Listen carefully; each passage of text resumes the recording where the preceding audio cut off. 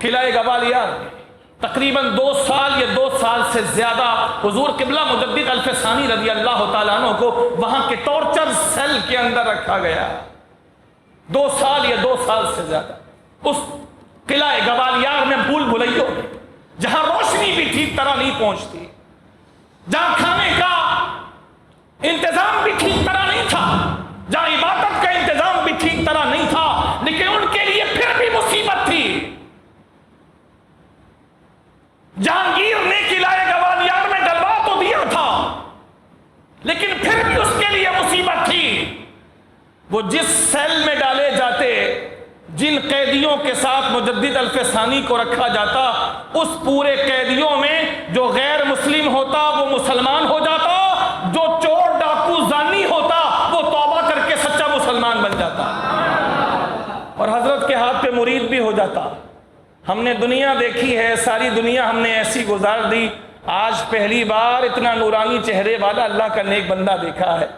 حضرت آپ کی نمازوں نے ہمیں متاثر کر دیا ہے. ہم تو عیسائی تھے، ہم تو یہودی تھے، ہم تو ہندو تھے، ہم تو فلاں تھے. آپ کو دیکھا تو لگا کہ اگر کائنات میں سچے لوگ موجود ہیں تو وہ آپ جیسے ہی لوگ ہیں، لہٰذا آپ بھی سچے تو آپ کا دین بھی سچا. ہم چاہتے ہیں کہ آپ ہمیں کلمہ پڑھا دیں تو ہم مسلمان ہو جائیں. جو مسلمان تھے لیکن غلط کاموں میں پڑ گئے تھے، وہ توبہ کر کے سچے مسلمان بن جاتے ہیں. بالآخر تب آ کر اکبر کو ان کا سیل، جہانگیر کو ان کا سیل چینج کرنا پڑتا، بالآخر تنہائی میں رکھا.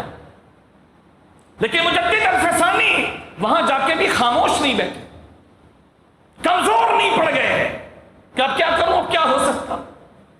پہلے تو تھوڑا آزاد تھا، لوگوں میں کام کر پا رہا تھا، اس سے ملنا اس سے ملنا، اپنی مسجد میں بیٹھ کے، اپنے مدرسے میں بیٹھ کے، اپنے گھر میں بیٹھ کے میں وزیروں کے نام خط لکھ رہا تھا. یہ تھی اس وقت کی وار، میڈیا وار. کاؤنسلنگ کرتے تھے حضرت. یہ ان کی تبلیغ کا سب سے مؤثر انداز. مجدد الف ثانی کے اتنے چاہنے والے تھے، لیکن مجدد الف ثانی رضی اللہ تعالیٰ عنہ کی ایک خوبصورت بات یہ ہے، ان کی زندگی کی خوبصورت بات، انہوں نے کبھی بھی شدت کا راستہ اختیار نہیں کیا، کبھی بھی شدت کا راستہ اختیار نہیں کیا. آ جاؤ سارے، آ جاؤ اور آ جاؤ سارے مل کے بادشاہ کے محل کا گھیراؤ کر لیتے، کبھی نہیں. ان کی زندگی کی ایک بڑی خوبصورت بات یہ ہے کہ انہوں نے عدم شدت کا راستہ اختیار کیا، لیکن شدت بھی نہیں کی، گھیراؤ بھی نہیں کیا، کسی کو پکڑ دھکڑ بھی نہیں کیا. تو پھر اتنا بڑا کام کیسے کر دیا کہ جو کام بادشاہ کر کے گیا تھا، کہ سب کا دین خراب کر کے گیا تھا اکبر بادشاہ، چند ایک کے علاوہ مسجدیں بند کروا کے، تالے ڈلوا کے، اذانیں بند کروا کے، ہندوؤں کو اپنے محل میں لا کے ہندو عورتوں سے شادی کر کے پورا نظام جو تباہ کر دیا تھا اکبر نے، اور اس کے بعد اس کے بیٹے جہانگیر نے. تو پھر مجدد صاحب نے کام کیسے کیا ہے؟ کام کیسے کیا؟ ان کے پاس کوئی صدارتی عہدہ تو تھا نہیں، کھلے عام تبلیغ کی اجازت تو تھی نہیں، تو کیسے کیا؟ تو ان کی جو میڈیا وار تھی، اس زمانے کی میڈیا وار جو انہوں نے جو جنگ کی ہے میڈیا کے ذریعے سے، اس زمانے کا میڈیا تھا ان کے ہاتھ میں، وہ تھا خط. یہ خط لکھتے تھے، خود اپنے ہاتھوں سے خط لکھتے. جہانگیر کے وزیر جنرل بخت خان کے نام، جہانگیر کے درباری خانہ کے نام، فلاں خان اعظم کے نام، فلاں ان کے نام، فلاں ان کے نام، سینکڑوں خط لکھے ہیں. یہ تھی میڈیا وار ان کی اس زمانے کی، خود اپنے ہاتھوں سے لکھتے اور خط لکھ کے ان سے کہتے ہیں میں جانتا ہوں کہ آپ مسلمان ہیں، آپ کے دل میں اللہ رسول کی محبت کے چراغ روشن ہے. کیا آپ نہیں سمجھتے کہ جو کچھ بادشاہ کر رہا ہے یہ غلط ہے؟ کیا حضور کی تعلیمات یہی ہیں جو بادشاہ کر رہا ہے؟ کیا اللہ کی بارگاہ میں آپ کو جواب نہیں دینا ہوگا کہ آپ بادشاہ کے مصاحب تھے، آپ بڑی کرسی پر بیٹھتے تھے، آپ عہدیدار تھے؟ یہ خلاصہ میں آپ احترام سے عرض کر رہا ہوں، ان کی غیرت اسلامی کو ابھارتے مجدد الفسانی خط بھیجتے، یہ خط فلاں کو دینا، پھر ان کا جواب آتا، پھر یہ خط لکھتے، پھر جواب آتا، پھر یہ خط لکھتے، پھر جواب آتا۔ یوں مجدد الفسانی نے سبوں کے دماغ اور دل پر راج کیا، کبھی راستے میں نہیں آئے، عدم تشدد کا راستہ اختیار کیا، عدم تشدد کا، حتیٰ کہ حال یہ ہوا کہ جب جہانگیر قلعہ گوالیار میں حضور مجدد الفسانی کو قید کر چکا اور بڑے جابر جلاد کے پاس، بہت جابر جلاد کے پاس حضور مجدد الفسانی کو قید کیا گیا، جو جہانگیر کا خاص آدمی تھا، وہ سمجھتا تھا کہ میرے پاس جس کو بھیجا جا رہا ہے اس کا مطلب یہ ہے کہ مجھے اس کی کیا سروس کرنی ہے میں سمجھتا ہوں، اس کا میں وہ حال کر دوں گا کہ اس کو اپنے حال پہ خود ترس آئے گا۔ اس جلاد کے ہاتھ میں جہانگیر نے دیا تھا مجدد الفسانی کو، خاص آدمی تھا وہ جہانگیر کا۔ جب قلعہ گوالیار میں حضرت کو قید کر دیا گیا تو خانہ خانہ اور خانہ اعظم اور یہ جنرل بخت خان وغیرہ یہ سارے جمع ہوئے، ان سب نے بغاوت کر دی جہانگیر کے خلاف، کیونکہ مجدد صاحب ان کو بار بار وہاں جیل سے بھی خط لکھتے تھے، جیل سے بھی خط لکھتے تھے کہ آپ پر لازم ہے کہ اگر مجھے قید کر دیا گیا ہے تو آپ لوگ تو ہیں، آپ کے اوپر بھی اتنی ذمہ داری ہے جتنی میرے اوپر ہے کہ آپ لوگ دین کا دفاع کریں، آپ ان خرابیوں کو دور کریں، کل اللہ کو، اللہ کے رسول کو جواب دینا ہوگا۔ کوئی تشدد کی بات مجدد صاحب نے نہیں کی، ان سب نے جہانگیر کے خلاف بغاوت کی، بغاوت کر کے جنگ لڑی۔ ادھر سے جہانگیر لشکر لے کے پہنچا، ادھر سے یہ حضرات اپنا لشکر لے کے پہنچے، خطرناک جنگ ہوئی۔ لیکن جنگ کا نتیجہ کیا نکلا؟ جنگ کا نتیجہ یہ نکلا کہ خانہ خانہ نے بڑی آسانی سے جہانگیر کو اپنے قبضے میں کر لیا۔ خانہ خانہ اور خانہ اعظم، ان تمام خانوں نے مل کر جہانگیر کو اپنے قبضے میں کر لیا اور اپنے قبضے میں کر کے قید کر کے مجدد الفسانی رضی اللہ تعالیٰ عنہ کو خط لکھا، حضور آپ کو ہم رہائی دلواتے ہیں، آپ آ جائیں، اور ہم نے جہانگیر کو اپنے قبضے میں کر لیا ہے، راستہ صاف ہے، سنیے گا، راستہ صاف ہے، تخت انتظار کر رہا ہے آپ کا، آپ آ جائیں، جہانگیر ہماری قید میں ہے، آپ جو چاہیں گے وہی ہوگا، تخت خالی ہے، ہم بھیج رہے ہیں بندے، آپ ان کے ساتھ عزت سے آئیے اور آپ کو ہم تخت پر بٹھاتے ہیں، پھر آپ تخت چلائیے۔ مجدد الفسانی رضی اللہ تعالیٰ عنہ نے وہیں سے خط لکھا، خانہ خانہ، میں نے کب یہ تاثر دیا ہے کہ میری ساری کوششیں تخت کے لیے، میں نے کب یہ تاثر دیا ہے کہ میں جو کر رہا ہوں اس تخت اور تاج کو حاصل کرنے کے لیے کر رہا ہوں، میں یہ ساری کوششیں تخت اور تاج کے لیے نہیں کر رہا بلکہ اللہ کے رسول کے لائے ہوئے دین کو رواج دینے کے لیے کر رہا ہوں۔ میرا کوئی مقصد تخت نہیں ہے، میرا کوئی مقصد تاج نہیں ہے۔ تم فوراً اگر تم مجھ سے محبت کرتے ہو تو جہانگیر کو چھوڑ دو، جانے دو، تخت بھی دے دو، ہمیں تخت نہیں چاہیے، ہمیں اللہ کے نبی کا دین پورے ہندوستان میں دیکھنا ہے، تخت نہیں چاہیے، جہانگیر کو بھی چھوڑو، تخت بھی دے دو۔ ابھی یہ لوگ جہانگیر کو اس کمرے سے نکالنے کے لیے جا رہے تھے، اس کو آزاد کرنے کے لیے خط پڑھنے کے بعد جیسی کمرے کا دروازہ کھولا تو جہانگیر ان سب کے سامنے خانہ خانہ سے اور دوسروں سے کہتا ہے کہ مجھے شیخ احمد سرہندی مجدد الفسانی کی خدمت میں لے کے چلو۔ انہوں نے پوچھا کیوں؟ تو اس نے کہا کہ جب تم نے مجھے یہاں بند کیا تو پہلی بار اس قید خانے میں جب سویا تو رات میرے خواب میں نبی آخر الزماں تشریف لائے۔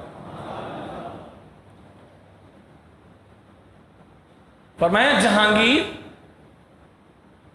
تو نے میرے دین کے سچے خادم شیخ احمد کو قید کر دیا جو میرے دین کے لیے کوششیں کر رہا ہے. اگر تو نے اسے قید کر دیا ہے جہانگیر تو قیامت میں میری شفاعت لینے کے لیے کون سا منہ لے کر آئے گا؟ تو نے اس کو قید کر دیا. مجھے لے چلو گوالیار کے قلعے میں لے کے چلو, میں خود حضرت کے پاس جانا چاہتا ہوں. اور جب قلعہ گوالیار میں خانے خانہ شاہ جہاں کو عالمگیر شاہ جہاں کو لے کر گئے اور عالمگیر مجدد الفسانی کے سامنے گیا تو فرط محبت سے حضور مجدد الفسانی کے قدموں میں سر رکھنے لگا. سر, یہ دیکھو, یہ ہمت, یہ حوصلہ, یہ دین کا سچا پاسبان اور سچا پاسدار. عالمگیر شاہ جہاں کا بیٹا, اپنے باپ کی طرح مجدد الفسانی کا دشمن, سجدہ نہ کرنے پر 2 سال کے قریب مجدد الفسانی کو گوالیار کے قلعے میں بند کرنے والا اور بیڑیاں ڈالنے والا, مشکلات میں مبتلا کرنے والا, خود مجدد الفسانی سے ملنے گیا حضور کے خواب کے بعد, اور ان کے قدموں میں جب سر رکھنے لگا تو مجدد الفسانی نے اس کا سر پکڑ کے اٹھایا, کہا نہیں نہیں جہانگیر, سجدہ نہیں, سجدہ نہیں, سجدہ تو صرف اللہ کو ہوگا. نہیں, سجدہ تو صرف اللہ کو ہوگا. جیسے میں نے تجھے نہیں کیا تو تو بھی کسی کو نہیں کرے گا, مجھے بھی نہیں. سجدہ صرف اللہ کے لیے. پھر بیڑیاں کھولی گئی اور بڑی عزت سے مجدد الفسانی رضی اللہ تعالیٰ عنہ کو اتنی بڑی جد و جہد کے بعد قید کی صعوبتیں, جھڑکیاں, بدنامیاں, مصیبتیں, پریشانیاں, سب کچھ برداشت کرنے کے بعد سلسلہ شروع ہوا تھا اکبر سے, چلا جہانگیر تک. جہانگیر کے آخری کے زمانے میں جہانگیر کو ہوش آیا اور حضرت کو بڑی عزت کے ساتھ دربار میں لایا. حضرت کو خوب تحفے دیے, عزت دی اور کہنے لگا شیخ شیخ آپ کو اختیار ہے, آپ اگر جانا چاہیں تو بڑی عزت سے میں آپ کو جہاں جانا چاہیں گے میں خود آپ کو روانہ کرنے کے لیے ساتھ چلوں گا, اور اگر آپ چاہیں گے کہ آپ میرے ساتھ رہیں اور میں آپ سے برکتیں حاصل کروں تو جیسی آپ کی مرضی, مجھے خوشی ہوگی اگر آپ میرے ساتھ رہنا چاہیں گے. تو مجدد الفسانی رضی اللہ تعالیٰ عنہ نے موقع کی نزاکت کو بھانپتے ہوئے ارشاد فرمایا جہانگیر میں ابھی کہیں جانے کا ارادہ ملتوی کرتا ہوں, میں چاہتا ہوں کچھ روز میں تیرے ساتھ گزاروں. وہ چاہتے تھے کہ جہانگیر کی اچھی طرح ذہن سازی کی جائے, کہیں یہ بدل نہ جائے, کہیں دوبارہ سے کوئی اس کے کان نہ بھرے. پھر مجدد الفسانی اس کے ساتھ رہے, اس کی تربیت کرتے رہے. پھر سب کچھ واپس آنے لگا, سب کچھ. مسجدیں کھلنے لگی, اذانیں زور سے ہونے لگی, نئی مسجدیں بننے لگی. ہندوؤں کے گھر میں جو مسلمان لڑکیاں بھیجی گئی تھی زبردستی ان کو واپس لیا گیا. مسلمانوں کے نکاح میں جو ہندو لڑکیاں تھیں ان کو واپس کیا گیا. سور کو ذبح کرنے کا سلسلہ ختم کیا گیا. این شہرا میں بلکہ سلطنت میں اس کی دربار میں سب کو بلا کر گایوں کی قربانیاں کی گئی. مجدد الفسانی نے فرمایا سب کے سامنے تو اپنے ہاتھ سے گائے کو ذبح کر, تاکہ سب کو پتا چلے کہ گائے کو ذبح کرنا اللہ کے نبی کی سنت ہے اور ان کی جاری کردہ سنت. ہندوؤں کا زور توڑا. کچھ لوگ تھے جو جہانگیر کے کان بھرتے تھے پہلے اور اکبر کے کان بھرتے تھے, جس کے نتیجے میں اکبر اور جہانگیر شروع میں صحابہ کرام کو گالیاں دلواتا تھا اور لوگ صحابہ کرام کو گالیاں دیتے تھے.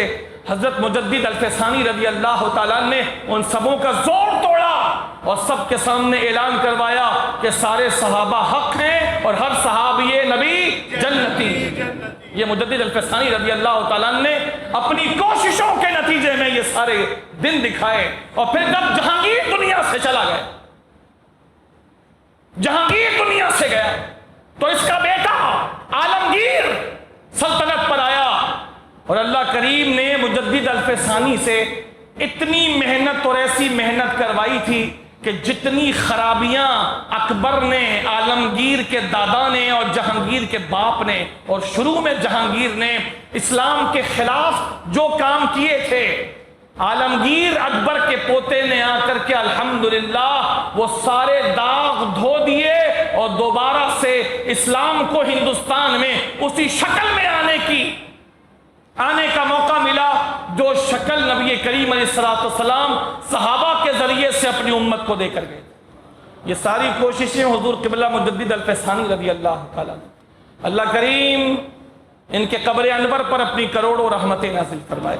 ان کے لیے علامہ اقبال نے کچھ اشعار کہے ہیں، سن لیجیے، کمال ہے، کمال ہے۔ علامہ اقبال کہتے ہیں، حاضر ہوا میں شیخ مجدد کی لحد پر، لحد کہتے ہیں قبر، علامہ اقبال گئے تھے مجدد الفسانی کی قبر مبارک پر، کہا حاضر ہوا میں شیخ مجدد کی لحد پر، وہ خاک کہ ہے زیر فلک مطلع انوار، اس خاک کے ذروں سے ہیں شرمندہ ستارے، اس خاک میں پوشیدہ ہے وہ صاحب اسرار، گردن نہ جھکی جس کی جہانگیر کے آگے، جس کے نفس گرم سے ہے گرمی حرار، وہ ہند میں سرمایہ ملت کا نگہباں، اللہ نے بر وقت کیا جس کو خبردار۔ ہندوستان میں یہ ملت کے سرمایہ کے نگہبان ہیں مجدد الفسانی رضی اللہ تعالیٰ۔ کرامتیں تو ان کی بے شمار ہیں، بے شمار ہیں، لیکن ان کی یہ کوششیں بھی کسی بڑی سے بڑی کرامت سے کم نہیں ہے کہ جو ہندوستان اسلام کے حوالے سے بدل چکا تھا، اس ہندوستان کو دوبارہ اسلام کے ڈگر پر لانے اور اسی خاندان سے اسلام کی خدمت لینے میں جو کامیابی اللہ نے مجدد الفسانی کو عطا فرمائی، یہ انہی کا حصہ تھا، اللہ نے نبی کے صدقے انہی کو عطا فرمایا۔ وما علینا الا البلاغ۔